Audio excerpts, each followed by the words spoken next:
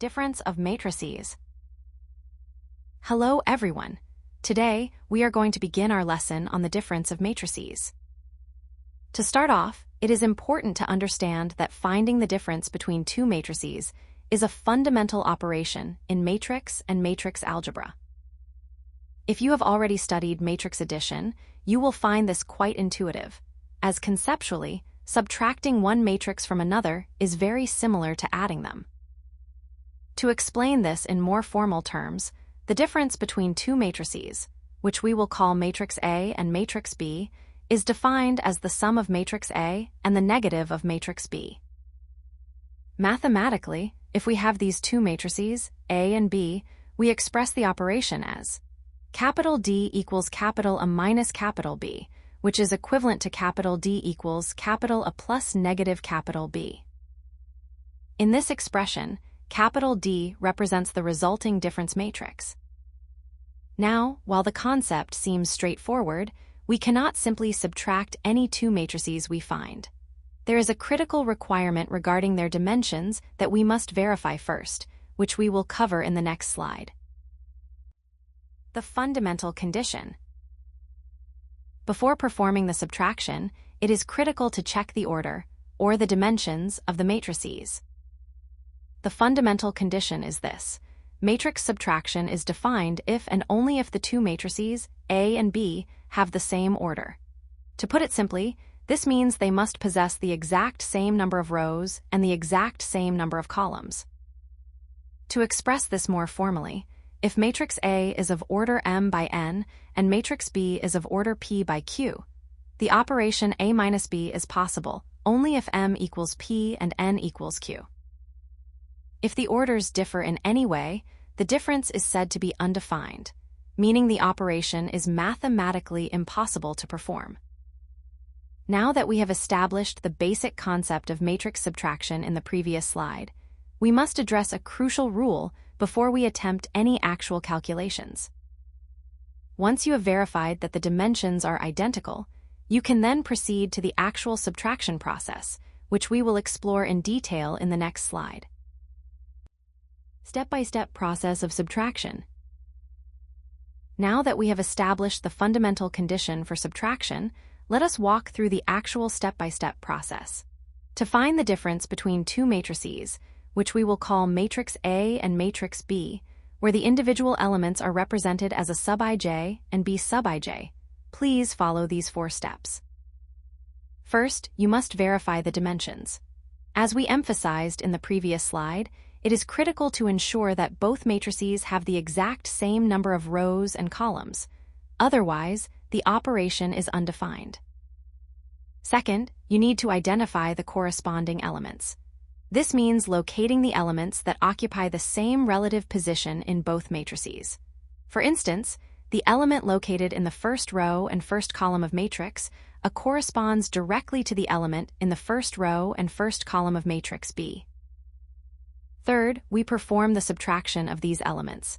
You simply subtract the element of the second matrix from the corresponding element of the first matrix. In mathematical terms, the resulting element, D sub ij, is equal to a sub ij minus B sub ij.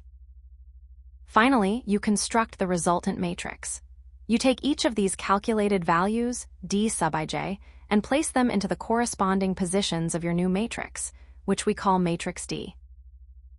Once you are comfortable with this mechanical process, we can see how this is applied in a practical setting, which we will examine in the next slide through a real-world example. Real-world application example. Imagine a store that sells 2 types of electronics, laptops and tablets, across 2 different locations, which we will call branch X and branch Y. The store manager wants to determine the remaining stock after a weekend sale. First, let us look at the initial stock, represented by matrix A. This is a 2x2 matrix, where the rows represent the branches and the columns represent the products. In the first row for branch X, we have 50 laptops and 80 tablets. In the second row for branch Y, we have 40 laptops and 60 tablets. Next, we have the items sold, represented by matrix B. This is also a 2x2 matrix. For branch X, 10 laptops and 20 tablets were sold. For branch Y, 15 laptops and 25 tablets were sold. To find the remaining stock, which we will call matrix D, we perform the operation. Matrix D equals matrix A minus matrix B, as we discussed in the previous slide. This operation is possible because both matrices share the same dimensions. Let us walk through the calculation step by step. In step 1, we subtract the elements of the first row. For the laptops at branch X, we take 50 minus 10, which equals 40. For the tablets at branch X, we take 80 minus 20, which equals 60. In step 2, we move to the second row. For the laptops at branch Y, we take 40 minus 15, which equals 25. For the tablets at branch Y, we take 60 minus 25, which equals 35. Finally, we construct our resultant matrix D by placing these values in their corresponding positions. The resulting 2x2 matrix has 40 and 60 in the first row and 25 and 35 in the second row. This matrix provides the manager with a clear view of the current inventory. Now that we have established the theoretical definition and the necessary conditions for matrix subtraction, let us apply these concepts to a real-world scenario to see how they function in practice. While this process seems straightforward, it is easy to make small errors. In the next slide, we will discuss some common mistakes to avoid to ensure your calculations remain accurate.